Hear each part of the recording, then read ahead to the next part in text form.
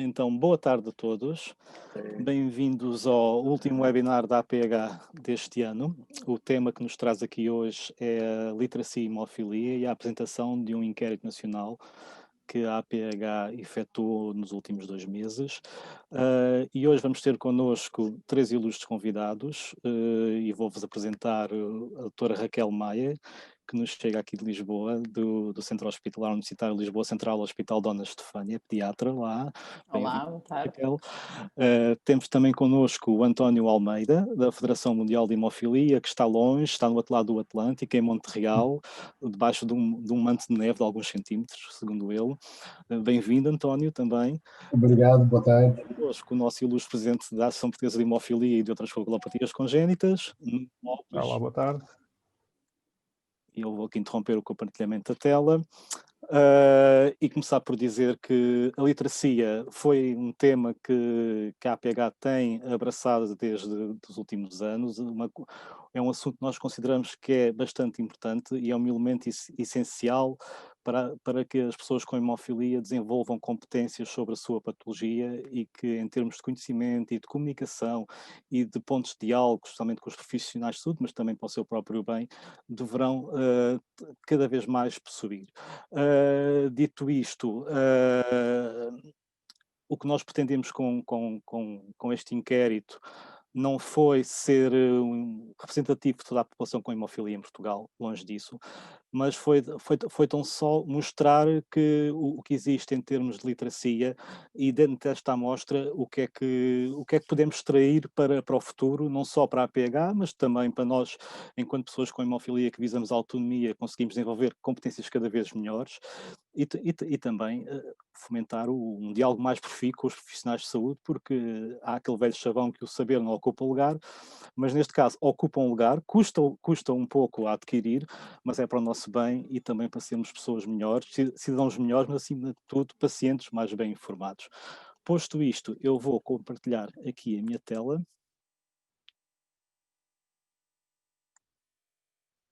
Antes de dar início à sessão, eu queria só pedir que toda a gente desligasse os microfones, que todas as perguntas sejam feitas diretamente por chat para mim, portanto podem pôr as questões que depois os comentadores e os nossos membros do painel irão debater as vossas perguntas e finalmente informar que esta sessão vai ser gravada, a divulgação futura no canal de YouTube da APH, por isso se algum dos presentes não desejar que a sua cara apareça, tem que desligar o vídeo.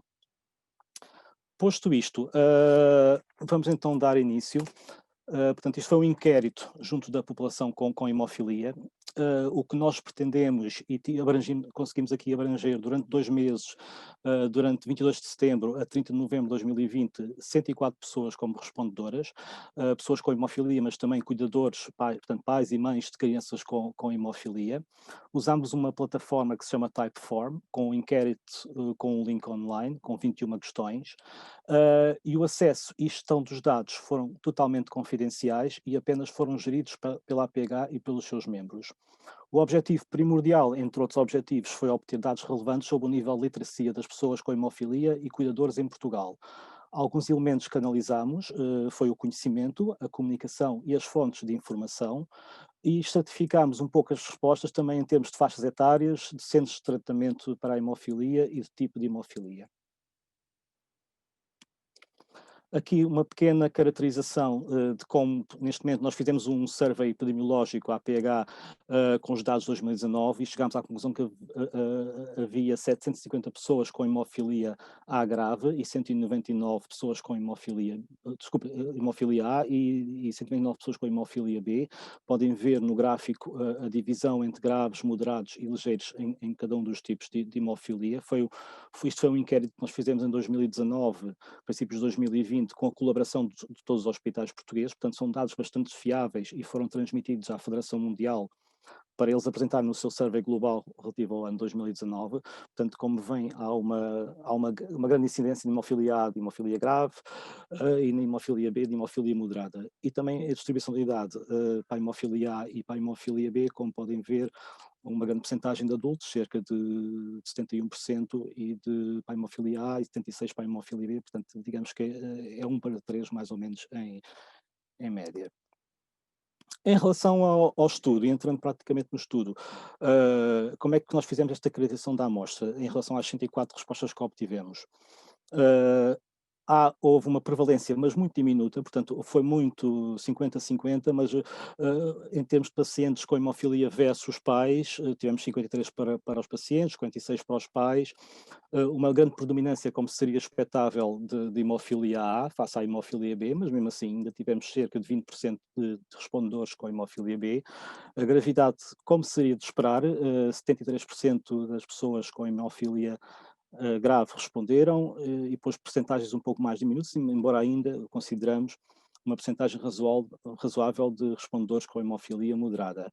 Em relação aos inibidores, foram 17% da nossa amostra, são pessoas com inibidores que também responderam a este inquérito. Em relação às faixas etárias, como podem ver, também em relação a adultos e crianças, também se aproximam bastante. Portanto, temos aqui com adultos percentagens a rondar os 53 para cima dos 18 anos e a rondar os 47 para as faixas etárias não adultas.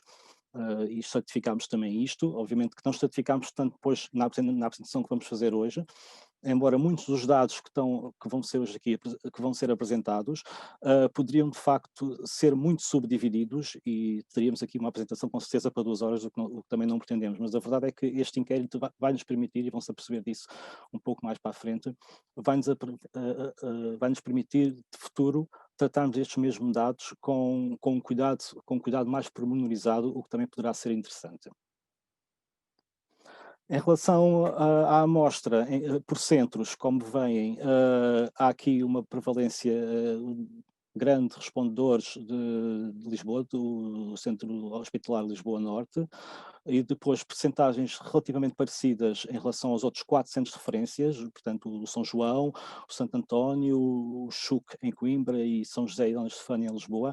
Depois também uma percentagem significativa do Hospital Nélia Mendonça no Funchal e depois pouca, pouca, poucas respostas, de facto, dos outros hospitais, Faro, Ponta Delgada, Viseu, Aveiro e Braga, que apenas corresponderam a 5% dos respondedores. Quisemos também verificar, em termos de tratamento atual, o que é que a nossa amostra era representativa e conseguimos ver que nesta amostra há uma grande percentagem ainda de recombinantes segunda, terceira geração. Eu diria que praticamente, embora a pergunta fosse para segunda, terceira, a opção fosse segunda, terceira geração, a esmagadora maioria destes 46% que estão aqui são produtos de terceira geração recombinantes. Depois, já não sei se este já é bom ou mau, existem neste momento 27% dos nossos respondedores que já estão a fazer os produtos de semi-vida mais prolongada, os chamados long acting, 10% que fazem derivados do plasma, 7% que fazem terapias não substitutivas, 6% não sabem, o que também poderá querer dizer alguma coisa em termos de literacia, e 4% preferiram não responder. Pois, em relação ao conhecimento, e aqui entramos já em termos de literacia, a pergunta era: considera que é uma pessoa informada sobre a sua patologia ou sobre a patologia do seu filho? Em que 0 era nada informado e 5 totalmente informado, e como podem ver, a percepção das pessoas em relação àquilo que sabem sobre a sua patologia, julgo eu que é bastante positivo. A resposta máxima de totalmente informado recolheu 33% de respostas, o que julgo que é bastante, ou seja, um terço das respostas são pessoas que se consideram totalmente informadas sobre a hemofilia. E uma percentagem ainda maior, a rondar a metade, considera que, pronto, não é totalmente informado, mas lá está perto. Depois as outras percentagens são menores, a resposta 3 ainda tem algum significado estatístico, mas de facto o nada informado e o 1 e o 2 também seriam perto disso, têm respostas bastante residuais. Depois esta pergunta, fizemos também a subdivisão por centros, para perceber se haveria aqui uma disparidade entre os respondedores dos 104, em termos de percentagem do seu centro. Neste quadro, como podem ver, não há uma grande diferença entre os 5 centros. Digamos que todos andam ali a rondar entre os 27 e os 36% na resposta sim, totalmente informado, e uma grande percentagem, e não estou ali à volta dos 50% também no quadro, portanto, aqui não encontramos nenhuma disparidade em relação aos centros e em relação às respostas que foram dadas. Depois, outra pergunta que seguiu neste inquérito era a pergunta, e aqui entramos num campo de 3, 4 perguntas sobre a relação médico-paciente, porque nós consideramos que era importante para avaliar o grau de literacia, qual seria o seu relacionamento com o médico, porque o médico sempre foi entendido como o primeiro interlocutor do paciente em relação à sua literacia e em relação ao fornecimento de algum tipo de conhecimento, e a pergunta era clara: considera que o médico sabe mais sobre a sua patologia do seu filho do que vocês? E escolhemos 3 respostas possíveis. São saberes diferentes, sim ou não. Uh, e, de facto, uma grande maioria, 2/3 dos respondedores, responderam-nos que são saberes diferentes. O que, do meu ponto de vista, é positivo, porque, de facto, há um grau de outcomes que vem dos pacientes que só o próprio paciente consegue adquirir, e é importante saber que esse saber desse paciente não corresponde aos saberes do médico. No entanto, a pergunta aqui também se destinava um pouco a tentar perceber o grau de prevalência do conhecimento do médico sobre o paciente ou sobre o filho com hemofilia, e de facto uma esmagadora, 2/3, acho que se deram uma boa margem, considera 105%. Ainda há 28% que considera que o médico sabe mais sobre a sua patologia. Isto é uma percepção, claro, e tem a ver com estas 104 respostas. Não encontramos muita diferença entre cuidadores, portanto pais e mães, e adultos. Como podem ver, as percentagens são muito similares e não é por aí que há uma diferença. Portanto, as duas faixas, dos cuidadores e dos adultos, têm respostas bastante parecidas. A próxima pergunta que fizemos era se o seu médico costuma perguntar-lhe se tem dúvidas sobre a patologia do seu filho. E aqui entramos num campo em que, de facto, um campo comunicacional, um campo de disponibilidade de tempo, enfim, nós temos feito várias palestras e várias ações e várias planificações sobre o conhecimento e sobre o diálogo médico-paciente, e aqui 61% disse que sim e 39% no geral disseram que não. Isto depois ficará para os comentadores e para os nossos ilustres palestrantes dizerem como é que analisam estes dados, mas de facto a fatia maior era do sim, embora não com uma grande diferença, ainda há 40% de respondedores que respondem que não. Quando formos verificar se na nossa amostra qual era, em termos de adultos e cuidadores, se havia alguma diferença, aqui notámos uma pequena diferença, de facto. Há aqui 12 pontos percentuais de sims de diferença entre cuidadores e adultos. Não sei bem o que é que os comentadores acharão que isto significa. No entanto, do meu ponto de vista, seria uma prevalência maior, expectável que os pais procurassem terem mais informações por parte do médico. Em relação a esta pergunta, também tentámos fazer por centros, porque nos pareceu importante, até porque a APH, obviamente, recolhe muitas vezes relatos de paciente, e nós quisemos avaliar como é que em relação aos centros estas respostas eram divididas. E de facto aqui notámos alguma diferença em relação a este tipo de respostas. Os sims são superiores, como podem ver nos hospitais de Lisboa e nos de Coimbra. A resposta, curiosamente, é negativa no Hospital de Santo António no Porto, e também positiva no Hospital de São João, também no Porto. A outra pergunta que fizemos em relação a esta relação médico-paciente é se o seu médico costuma dar informações sobre novos medicamentos disponíveis em Portugal. E esta pergunta era bastante relevante, porque nós neste momento vivemos numa época da hemofilia em que há muita inovação, há muitos medicamentos a chegarem ao mercado, há muitos medicamentos a serem aprovados também em Portugal. Portanto, era importante para nós saber se o médico uh, informa o paciente sobre as opções terapêuticas que ele poderá ter para a sua patologia. E aqui temos uma resposta de 68% sim. No entanto, temos 32%, ou seja, um terço das pessoas responderam não, que o seu médico, portanto, o seu médico que o segue na hemofilia, não costumam dar informações sobre os novos medicamentos disponíveis em Portugal. Em relação à diferenciação entre cuidadores e adultos, não houve assim uma grande diferenciação, e os valores assemelham-se à média geral. Em relação a esta pergunta, novamente fizemos a estratificação por centros de referência. E aqui de facto tivemos resultados bastante díspares, digamos ficamos não totalmente surpreendidos, mas de facto notamos que há uma grande disparidade e quando se fala em hemofilia para nós foi importante obter este dado, embora não seja representativo de toda a população com hemofilia em Portugal, como é óbvio, significa alguma coisa em termos da amostra que nós obtivemos. E aqui, de facto, Santa Maria aproxima-se dos 80% sim, enquanto, por exemplo, os hospitais do Norte passam muito, muito ligeiramente a metade das respostas. E aqui temos, de facto, uma grande diferenciação.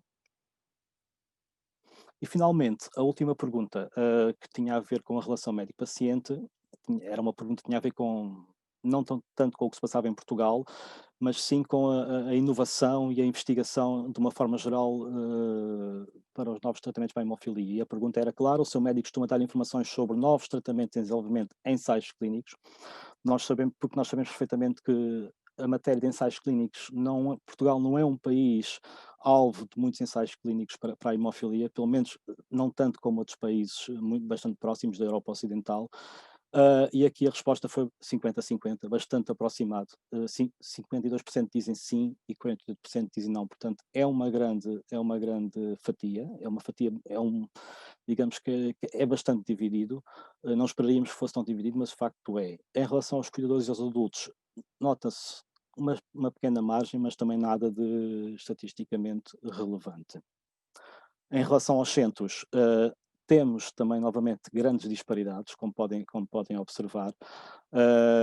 Há um hospital que apenas tem 27% de respostas sim, enquanto que outros, um tem 70% e outro 68%, e eu julgo que isto, volto a referir, embora não seja significativo da realidade em Portugal, porque não poderá ser porque a amostra é só de 104 respostas, é indiciador de alguma coisa, e de facto é indiciador que não há talvez uma uniformização comunicacional paciente-médico distribuído de forma equitativa por todo o país. A pergunta seguinte, tinha a ver com as fontes, onde é que as pessoas obtinham a sua informação sobre a hemofilia, e a pergunta era, quando procura por si próprio informações sobre novos produtos para a hemofilia, que fontes utiliza? Isto era bastante importante para nós, para sabermos onde é que as pessoas vão buscar aquilo que sabem sobre hemofilia, ou quando querem saber novidades, onde é que vão.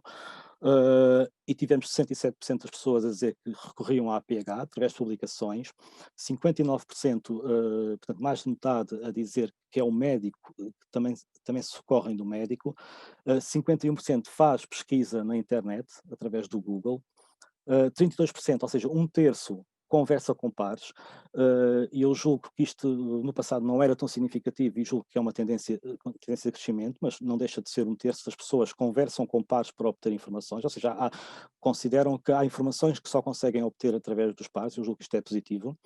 14% é através do enfermeiro, outras fontes 11% e as redes sociais 9%. Outra pergunta sobre as fontes era um bocadinho mais específica, tinha a ver com a internet e as redes sociais, e tendo em vista a internet e as redes sociais, onde é que costumam procurar informação. E ficámos agradavelmente surpreendidos que 84% recorrem a páginas oficiais de organizações de pacientes nacionais e internacionais. E julgo que isto é bastante positivo. 29% assistem a webinars, como o que nós estamos aqui a fazer, talvez, pronto, é o que é. 16% recorrem a páginas que não são de organizações de pacientes, portanto, não são, digamos, páginas oficiais dessas associações ou organizações.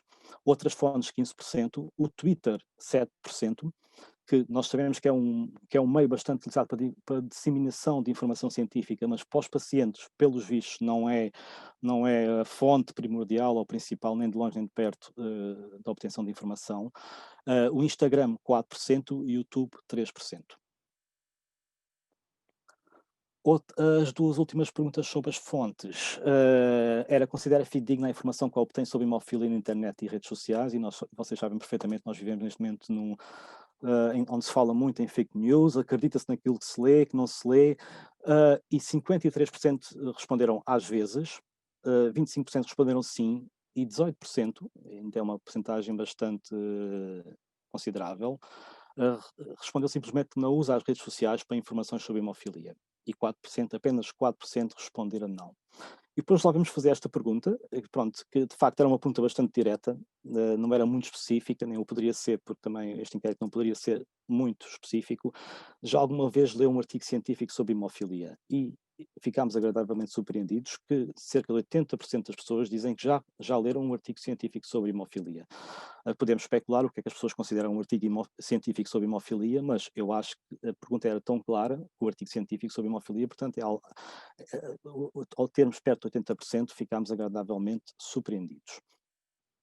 Finalmente, as duas últimas perguntas tinham a ver com outras terapias, e nós perguntámos às pessoas se consideravam pessoas informadas sobre dois tipos de terapias: as terapias não substitutivas, de administração subcutânea, e a terapia génica.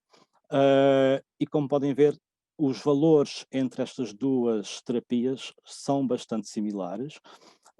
Temos, digamos, ela por ela, entre se juntarmos o razoavelmente e o bastante, que poderão ser, podemos considerar positivo, e o pouco ou nada que podemos considerar negativo, digamos que andam bastante equidistantes umas das outras, para cima e para baixo do limiar dos 50%. E pronto.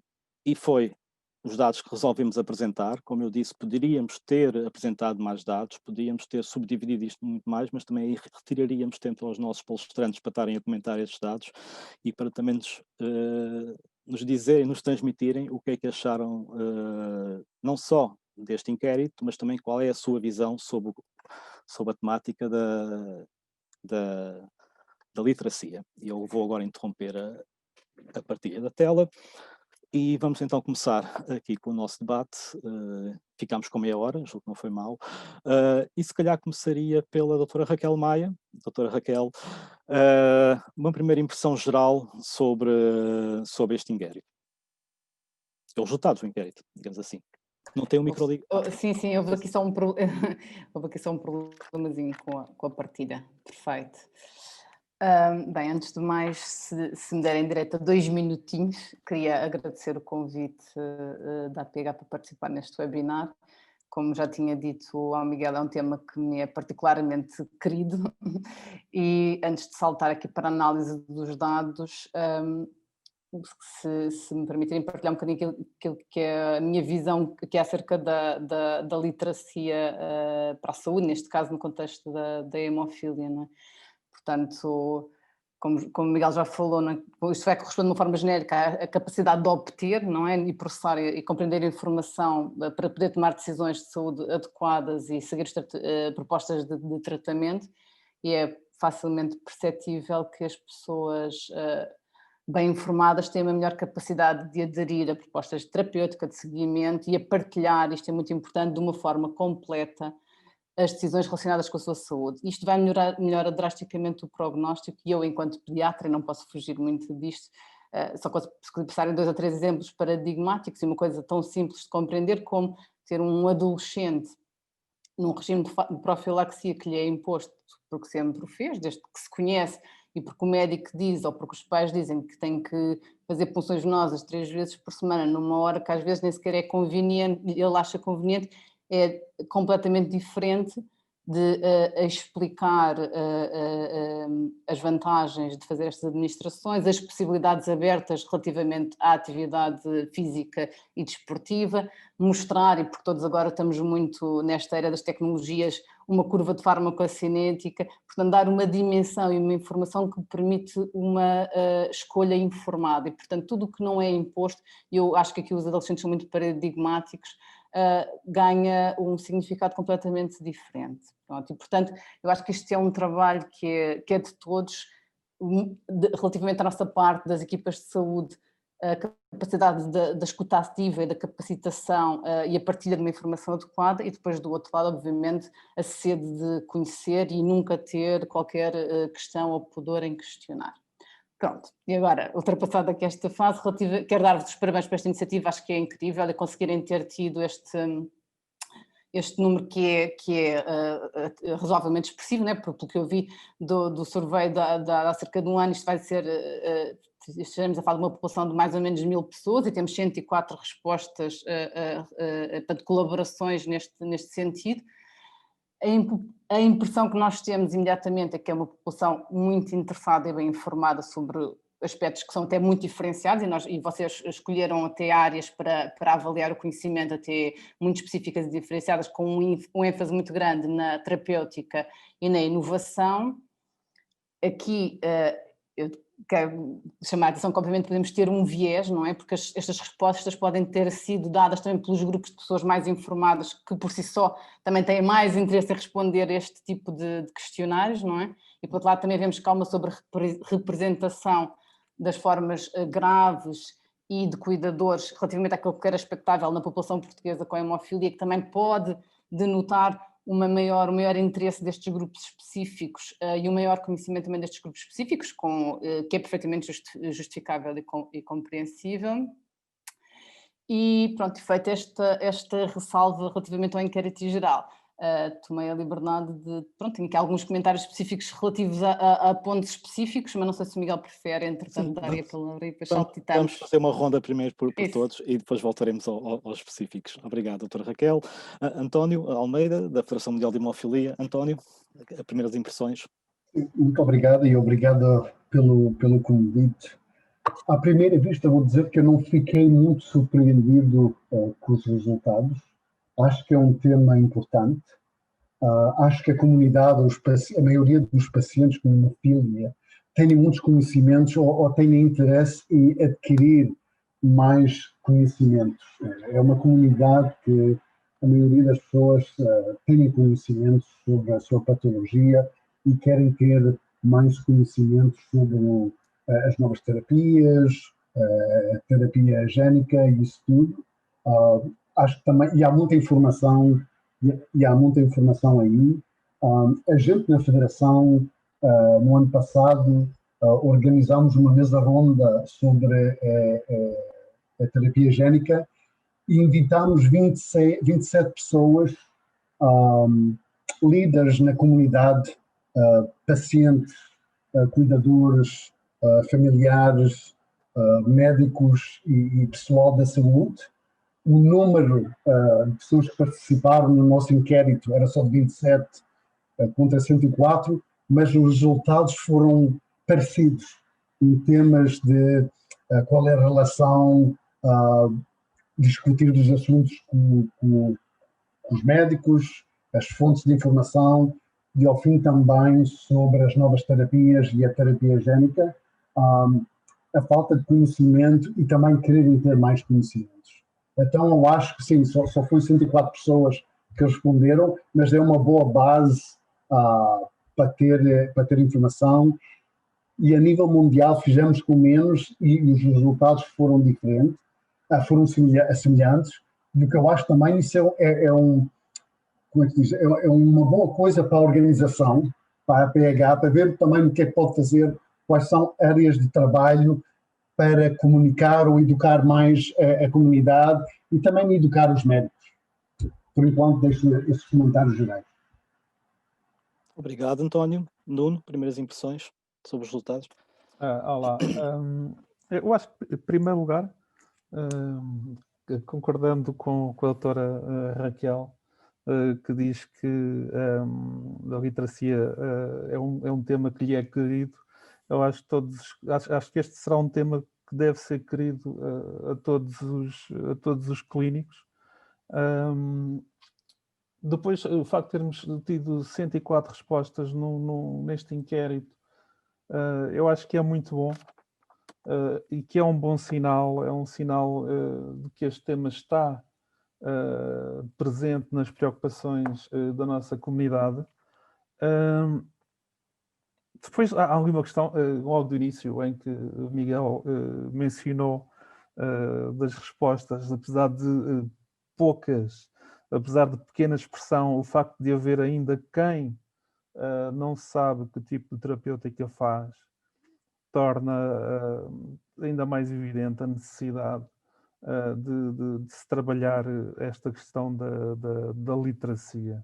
Eu acho que no que toca, e como o António estava a dizer, na questão de educar os médicos, eu acho que sempre que exista, ou sempre que se identifique uma ausência de curiosidade expressa pelo paciente ou da parte dos cuidadores, Aí deverá entrar sempre uma maior proatividade do clínico, fazendo os possíveis em construir a ponte entre, se calhar, uma falta de curiosidade ou uma certa passividade da parte da pessoa com hemofilia ou do cuidador e todo o manancial de informação que um médico tem para oferecer. E a ponte, obviamente, terá que ser construída nas duas direções, mas se o clínico identificar uma menos ou uma menor proatividade da parte do paciente, eu penso que deverá haver aí um esforço maior. Obviamente, a questão das relações médico-paciente depende muito da personalidade de cada um, mas no geral será sempre uma responsabilidade do clínico fazer ou dar o início a essa ponte. E depois, obviamente, nós temos feito esse trabalho na APH. Existe uma responsabilização dos pacientes e dos cuidadores que nunca pode ser tirada da equação. E o nosso trabalho também é esse, continuar, e usando, como o António disse, usando os indícios que este inquérito nos trouxe, identificar pontos onde temos de continuar o trabalho. Muito bem. Doutora Raquel, se quiser ir avançando com alguns pontos que tiram notas, mas de qualquer maneira a minha pergunta era, de facto, há aqui naquela primeira parte em que se fazia a subdivisão entre cuidadores e adultos, as respostas são muito similares. Isso surpreendeu, estava à espera que os pais tivessem mais respostas diferenciadas em relação aos adultos, e dentro das faixas etárias que a doutora acompanha geralmente no hospital, porque chegando à adolescência, os jovens também começam a ser curiosos e a fazer perguntas sobre a sua patologia. Nota alguma diferença aí em termos de literacia? Como é que se gera esta literacia na transição do que o pai sabe para do que o adolescente deve começar a saber? Microfone. Sim, relativamente aos adolescentes, eu sinto que aí nós temos um papel muito importante em, se calhar, lançar aquela escada ou aquela ponte, como já foi sugerido, porque o olhar dos pais sobre os seus filhos, não é? É um contínuo e, obviamente, desde o início com grande preocupação, e nós sabemos, por vezes, até com alguma superproteção justificada em vários âmbitos, e não é agora o momento para estarmos a alongar-nos muito sobre isso, e às vezes eu acho que aí nós temos um papel importante e eu tento começar na adolescência ainda precoce a centralizar fortemente o diálogo, pelo menos em parte da consulta, com o próprio adolescente. Isto tem a ver com coisas muito básicas, porque a forma como as crianças, e todo o percurso que fizeram até aquela altura, lidou com aquela situação é extremamente variável, desde uma completa passividade, não é? Comprem aquilo comer, que o pai vai dizendo, e foi sempre a historial que eles conheceram, e não têm sequer grandes noções sobre a sua patologia, nem bem se é grave, se é A, se é B. Estamos a falar de uma criança que está a iniciar o seu percurso e a chegar à adolescência. E outros, pelo contrário, já têm outros contactos, também já participaram também em atividades da associação. Portanto, há uma heterogeneidade. Mas acho que é importante nós lançarmos essa ponte e tentamos sempre, eu começo sempre a estudar por tentar perceber quais são os conhecimentos deles, como é que eles se posicionam relativamente à sua doença, expectativas, limitações, como é que encaram a terapêutica que realizam. E eu acho que o facto de nós nos dirigirmos a eles diretamente e conversarmos também obriga os pais a reposicionarem-se na relação com os filhos e com a doença. Eu penso que isto não há um pretenciosismo aqui, mas eu acho que isso obriga a perceber que aquele espaço começa a ser cada vez mais deles, que aquelas decisões que vamos tomando em conjunto vão ser cada vez mais partilhadas com eles. e mesmo outras coisas, até relativamente à terapêutica, a partir de certa idade, mesmo em colaboração em questões mais formais, de assinar assentimentos e colaborações, como é expectável a partir de determinada idade de compreensão, mesmo quando não é possível fazer um consentimento legalmente válido, e portanto eu acho que essa validação é muito importante. E acho que isso é um lançar da escada, porque depois eles naturalmente ficam mais curiosos, levam muitas vezes da consulta, nós temos um site, tem os sites, não é? O site da Associação e da Federação Mundial, etc. E eles ficam mais curiosos, e o que eu noto é que na vez seguinte já vêm com mais questões e já mais dispostos a tomar as suas próprias decisões. Mas acho que a escada é muito importante que nós a lancemos. Uhum. Mas, no entanto, ainda há um terço no inquérito, na relação médico-paciente, quando se perguntou informações sobre novos medicamentos, ainda houve um terço que respondeu que não. Isto surpreendeu, ainda haver um terço de médicos que não dão informações sobre novos medicamentos disponíveis em Portugal? Ou seja, a pergunta não é que a pergunta seja vaga, a pergunta é clara, mas tipo, tem que se perceber, teria que perceber exatamente em que situações é que estávamos a falar, não é? Porque obviamente relativamente a coisas mais inovadoras, se não estão disponíveis a curto prazo, a curto médio prazo para aquele momento, é natural que não sejam faladas com tanta frequência. Agora, também me custa acreditar que, por exemplo, estando disponível em Portugal produtos de semivida mais prolongada e que haja candidatos que os médicos não falem sobre isso aos seus doentes. Tá? A mim é-me estranho, portanto, eu não tenho dificuldade em encaixar, em perceber de que é que estamos a falar, compreendo.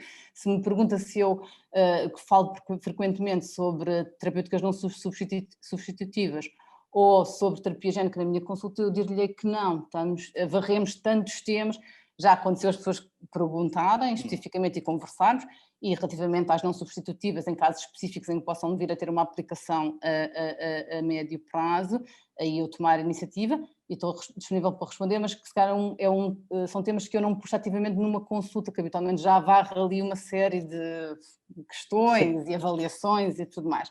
Quanto aos novos produtos, é como digo, eu tenho dificuldade em perceber de que é que estamos exatamente a falar, porque também me custa acreditar, estamos a falar de long-acting, portanto, produtos que estão ou podem estar perfeitamente disponíveis e doentes que têm indicação para o utilizar, que também não sejam falados. Portanto, tenho dificuldade em perceber o que é que nos estamos a referir. Tenho mesmo, não consigo. Sim, a pergunta era aberta, não é? Não podia ser muito específica, senão corríamos o risco claro, de mas compreendo a minha dificuldade. Estou-lhe a dizer, eu só o vejo vendo neste enquadramento, portanto, uma coisa que está disponível e que se aplica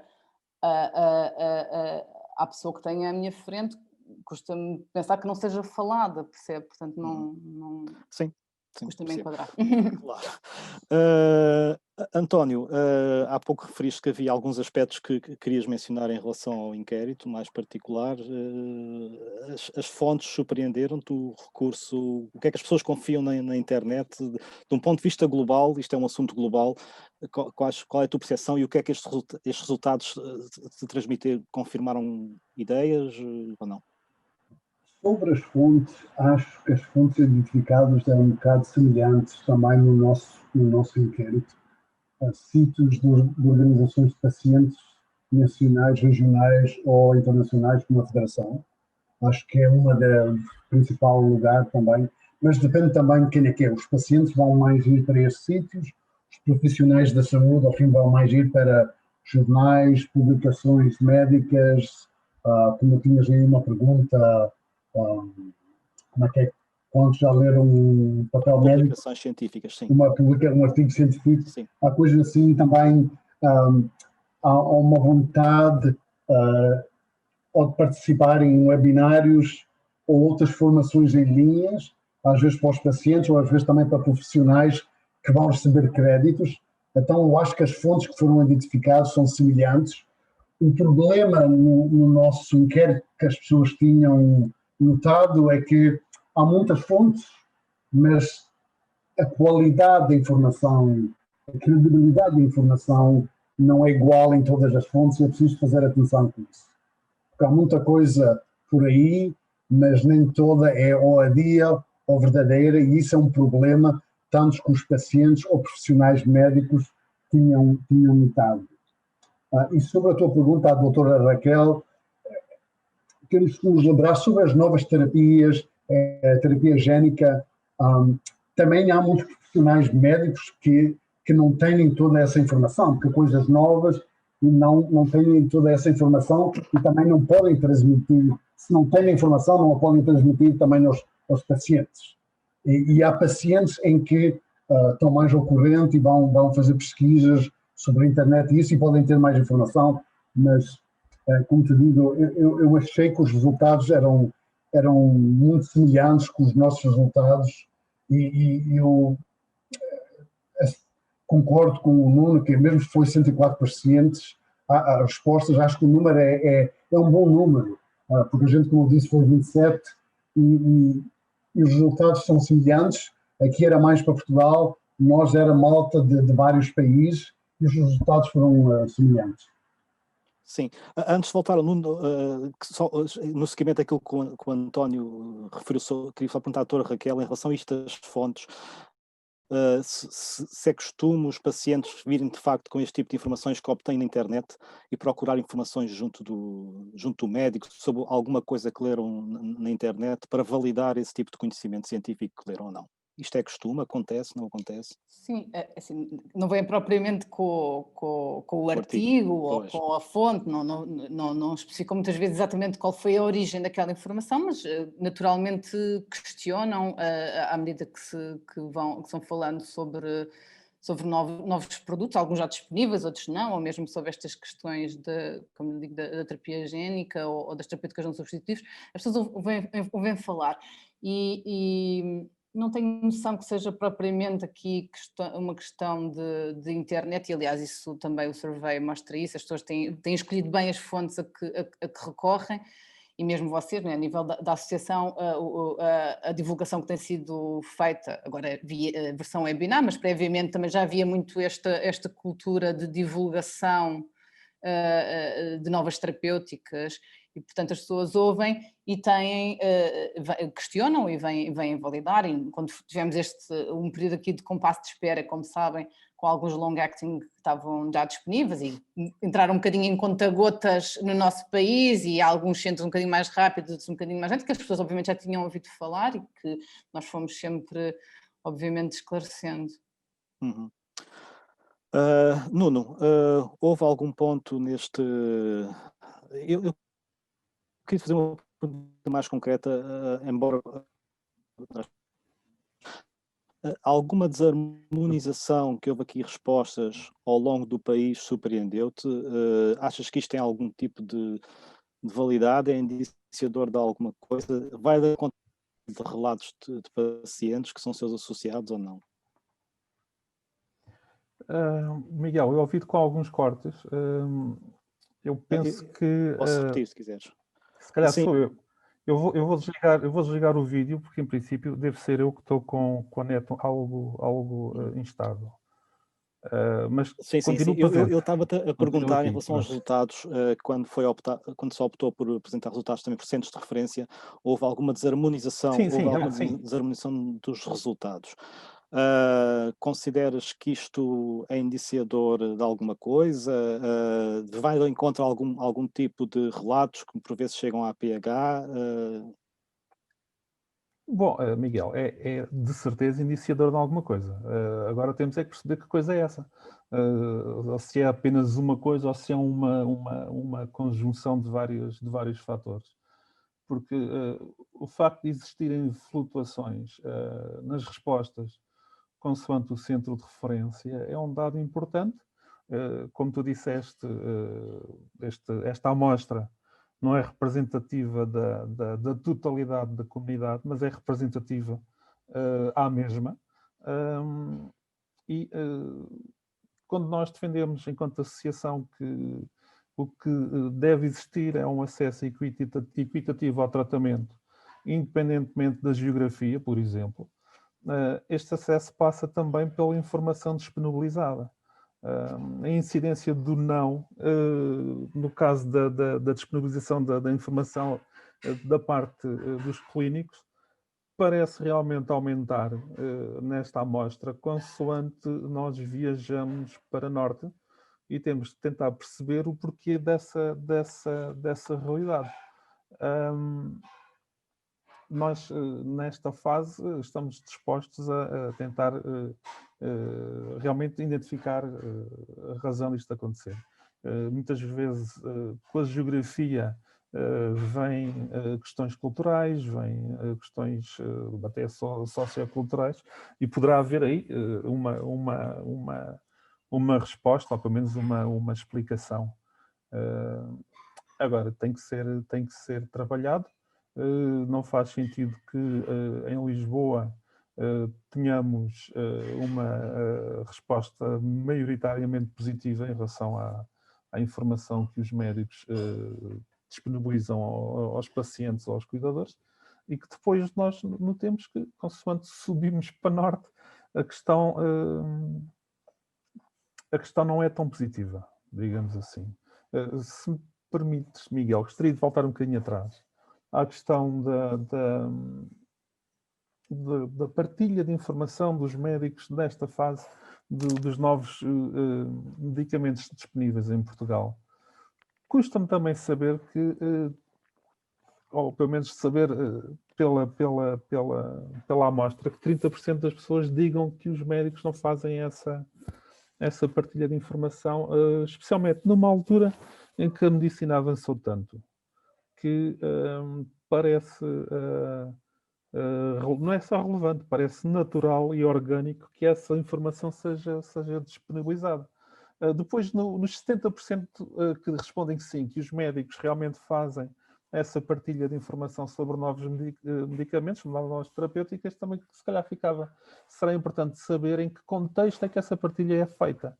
Ou seja, em que contexto é que essa resposta positiva acontece, seja no contexto de uma sugerida mudança de terapêutica, portanto, na discussão de uma mudança terapêutica, seja no contexto de uma pergunta que os pacientes fazem. Era importante também saber isso. Depois também se falou, a doutora Raquel falou que realmente existem outras terapêuticas que ainda estão um bocadinho no âmbito do hipotético, ou pelo menos algumas estão, outras já não. Sobre as terapêuticas, as terapias não substitutivas e a terapia génica. O slide mantém, ou mostrou as duas vertentes dessas terapias no mesmo slide, num único slide, só que a verdade é que essas terapias existem já em realidades diferentes. Nós sabemos que a terapia não substitutiva é uma realidade presente. Faria mais sentido que as pessoas se sentissem ou estivessem efetivamente mais informadas sobre essa. A verdade é que o inquérito mostrou que, em relação ao conhecimento da não substitutiva e da terapia génica, as respostas positivas são mais ou menos iguais. Mas, na verdade, são terapias que existem nesta altura num patamar diferente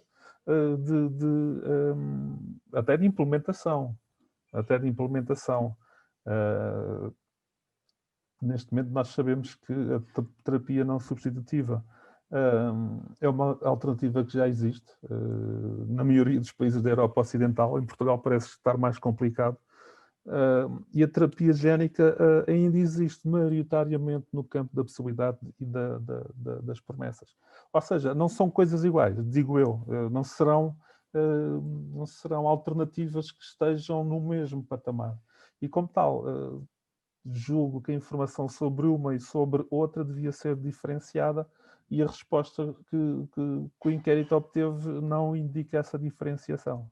Ou seja, é como se a terapia não substitutiva ainda estivesse no campo da hipótese, quando nesta altura já não é isso que acontece. Certo. Doutor Raquel, em relação a este tema, pronto, a divulgação como é que um médico faz geralmente a gestão da informação que tem que passar para o paciente ao nível da informação científica? Porque as pessoas são todas diferentes, obviamente, têm condições de aprendibilidade, de apreensão da informação diferente de umas para as outras. Ou seja, como é que consegue estabelecer este limite e fazer esta fronteira? O que é que eu devo contar de forma a que seja inteligível pelo paciente e que não o baralhe ainda mais, ou até que ponto, ou isto depende muito, ou seja, presumo que seja uma questão difícil de gerir. Assim, mas pronto, isso no fundo é a base de toda a comunicação médica, não é? Em qualquer contexto, por qualquer informação que se tenha que dar ou trocar com o doente. E isto também, por um lado, tem a ver exatamente com o conhecimento e capacidade de compreensão das pessoas que temos à nossa frente, isso também que vamos conhecendo à medida do tempo, que o tempo passa, não é? Portanto, quando nos sentamos pela primeira vez com uma pessoa à nossa frente, ela pode nos dizer quais são as suas habilitações, quais são as informações que já tem, não é? Mas com o passar do tempo é que também vamos conhecendo um pouco melhor as pessoas e as famílias que temos à nossa frente.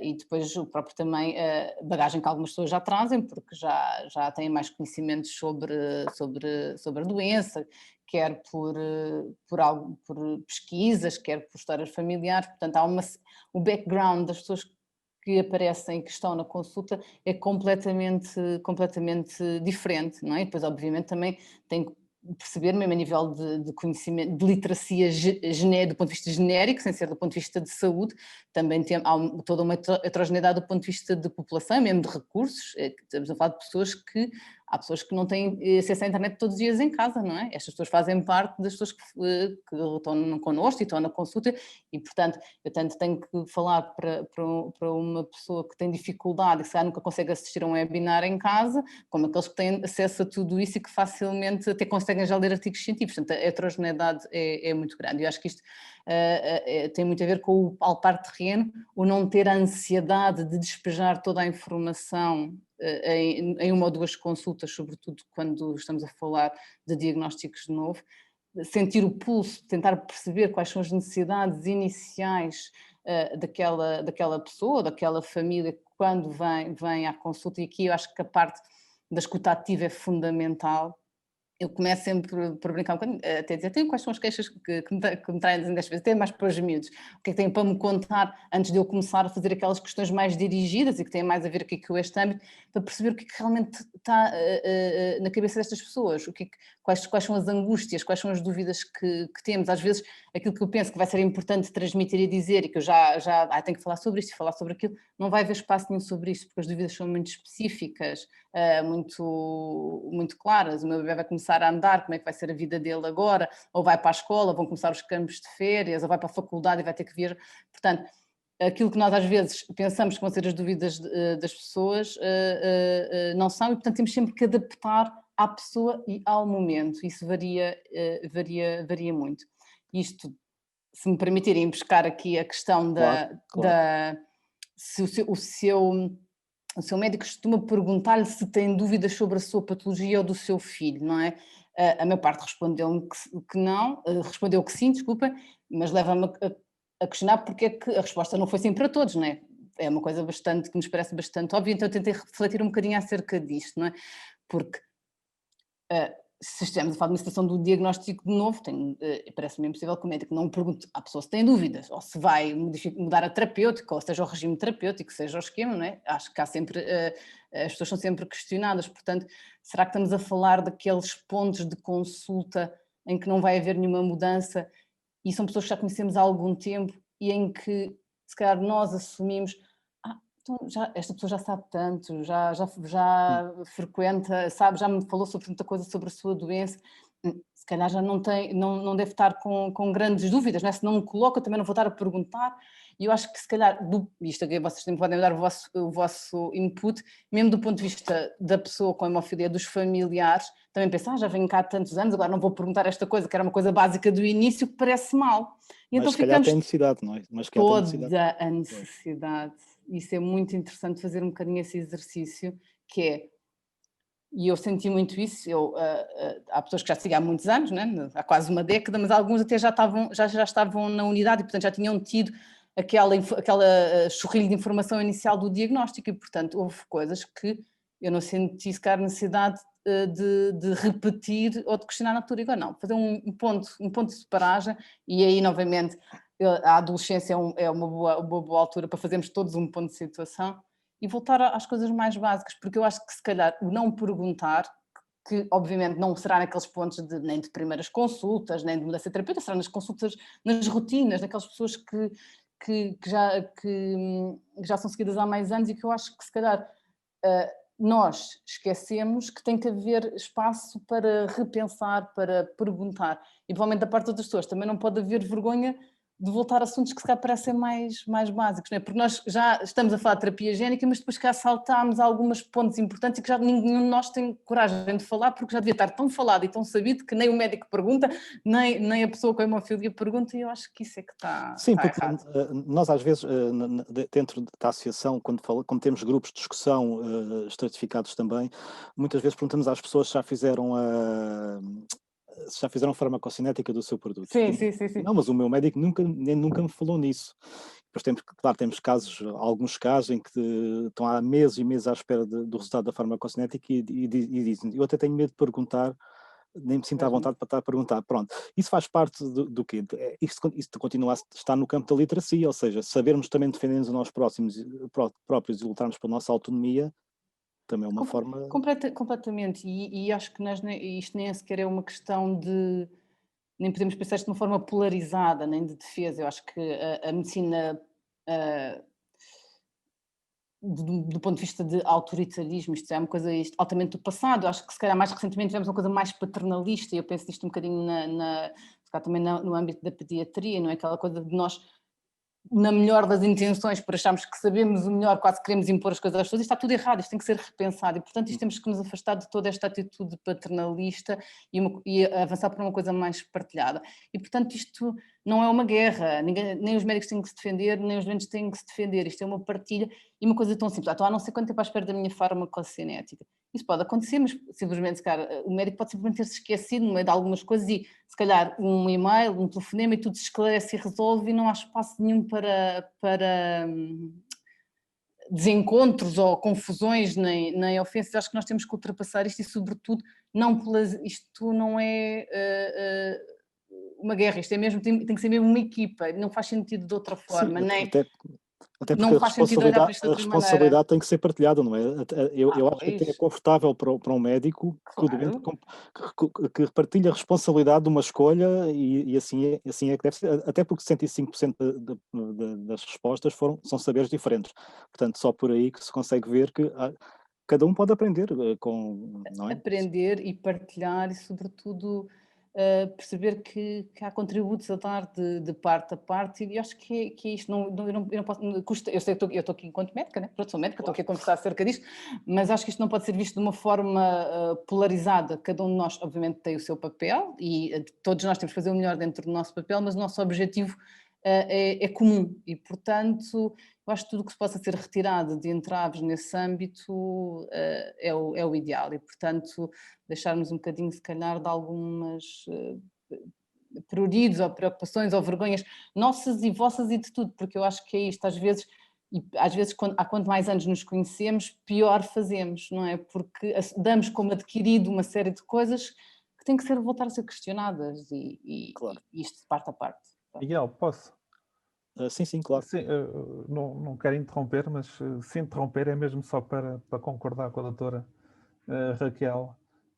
Há um dado interessante no inquérito, aquela pergunta de quando a pessoa com hemofilia ou um cuidador procura informação de forma ativa. É interessante ver que a maioria aponta a APH como fonte de informação, como a primeira fonte de informação, vindo do médico logo a seguir.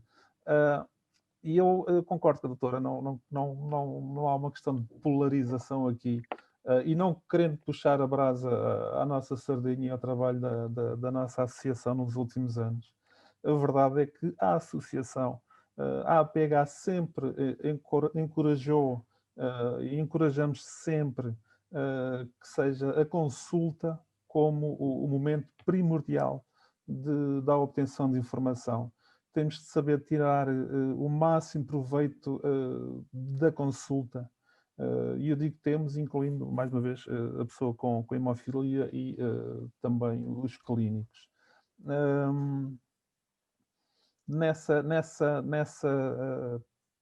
Nesse momento da consulta, é que se dará máxima importância tanto ao clínico como à pessoa com a condição. No ponto sobre a internet e sobre as redes sociais, e a busca de informação parece passar por páginas oficiais de organizações, enquanto organizações nacionais e de pacientes e internacionais, e temos depois os webinars num segundo lugar, mas é um segundo lugar muito afastado, Miguel. E neste contexto de pandemia, os webinars, lá está, falámos disso, foram uma das respostas possíveis à necessidade de mantermos o contacto e de continuar a fornecer informação relevante e atualizada à nossa comunidade. Este webinar, em particular, é apenas a última sessão de quase 20 que a APH realizou desde março.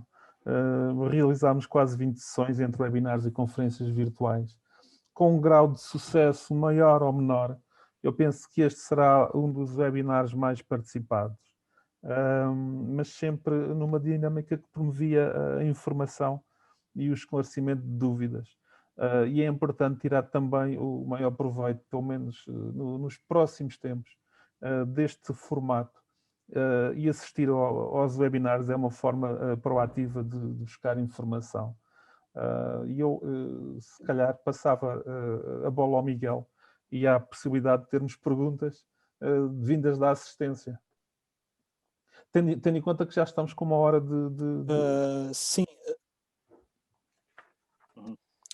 Há aqui uma pergunta interessante que tem a ver se é vontade de desejo da APH o reforço da publicação de artigos, tanto nacionais como internacionais, para manter a comunidade bem informada. Ou seja, isto tem a ver com a Associação de Pacientes enquanto veiculador de informação científica. Nuno, queres comentar? Sim, ou seja, há algo mais que uma Associação de Pacientes poderá fazer em relação à divulgação científica?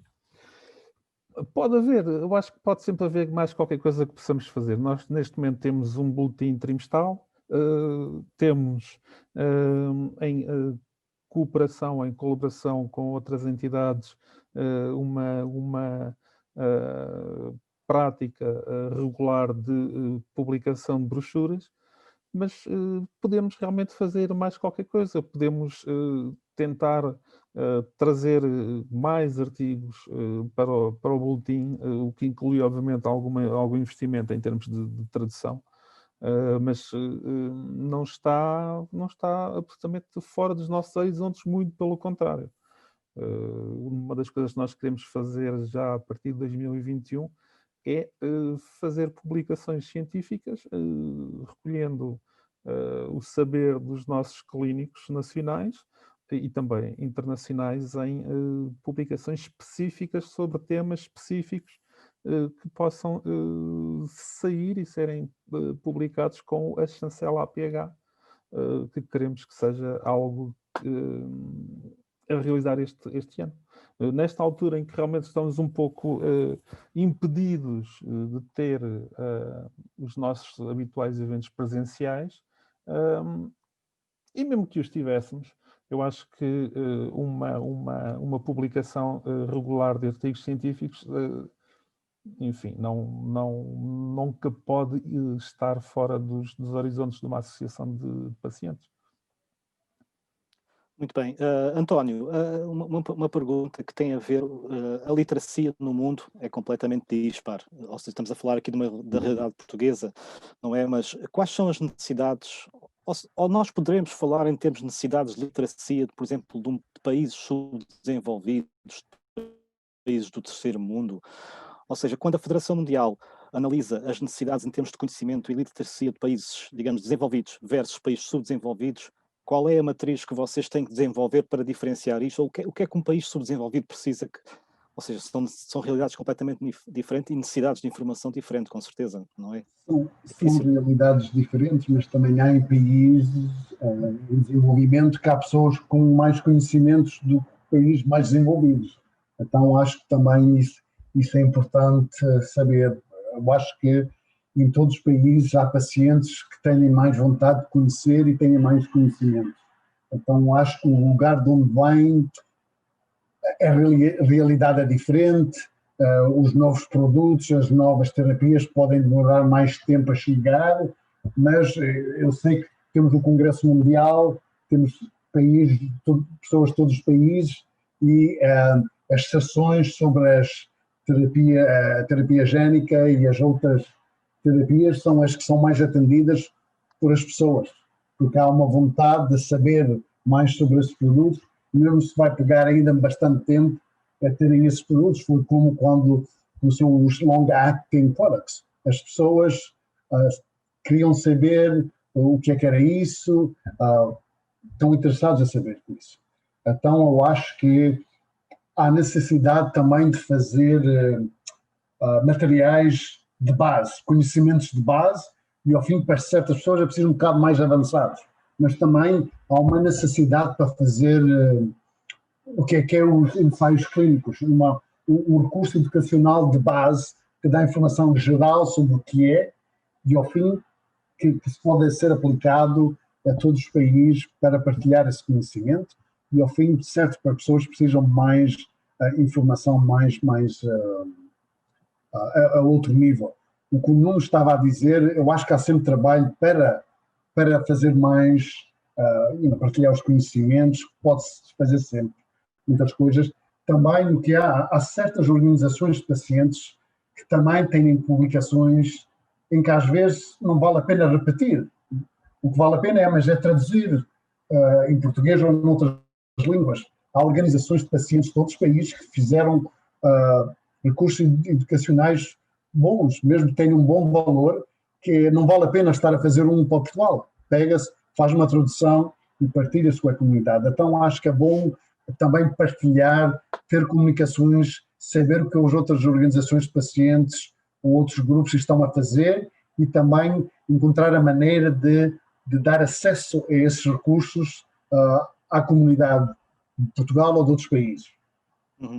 Concordo, e de facto tem sido, pelo menos em termos da APH, nós temos adaptado muito material educacional, tanto da Federação Mundial como do Consórcio Europeu de Hemofilia, e como mesmo muitas vezes de outras associações que transpomos para a nossa realidade, e às vezes foi só uma questão de as traduzir, e que nós consideramos que a natureza educativa está tão vincada e tão facilmente explicável que temos que as adaptar e passar. Entraríamos, se calhar, numa última ronda de comentários. Eu até posso começar por ti, António. Houve mais alguma coisa que gostasses de apontar em termos de conclusão, ou conclusões finais, sugestões, em termos de literacia? Não, eu achei que, sabes, eu acho que é importante o facto, os conhecimentos dos pacientes, dos médicos, são diferentes, mas são importantes. O que a senhora doutora estava a dizer é encontrar a maneira de partilhar esses conhecimentos e às vezes não se faz isso, porque cada um tem algo que trazer, não é só a experiência do paciente é uma experiência que talvez os médicos não tenham, então não podem comunicar essa informação. E em certos países ou certas organizações ou mesmo certos centros de tratamentos, também há um grupo de pacientes ou preocupa-se da educação do paciente e como o paciente também pode participar no tratamento para os pacientes. E acho que isso foi logo no princípio que eu notei a resposta a dizer que não, são conhecimentos diferentes, nem tenho mais, nem tenho menos, mas são diferentes e também são válidos, encontrar a maneira de partilhar e de ter os pacientes e os médicos trabalharem para partilhar essa informação. Ok. Doutora Raquel, últimas considerações, se faz favor. Microfone. Pois é.